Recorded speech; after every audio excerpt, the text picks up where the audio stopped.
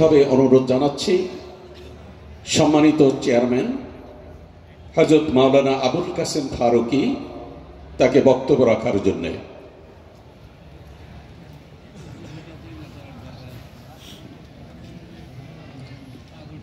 আসসালামু আলাইকুম ওয়া রাহমাতুল্লাহি ওয়া বারাকাতুহু।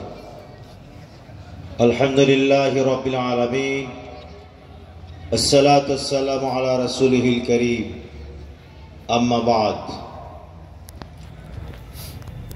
জামিয়া দারুল ফালাহ রাজশাহী কর্তৃক আয়োজিত আজকের মাহফিলের সভাপতি মুহতারাম ও মুকাররম ডক্টর মোহাম্মদ ফজলুল করিম, চেয়ারম্যান আমানা গ্রুপ লিমিটেড, প্রধান অতিথি হিসাবে মাহফিলে এসে আমাদের ধন্য করেছেন বাংলাদেশ জামাত ইসলামী রাজশাহী মহানগরীর সম্মানিত আমির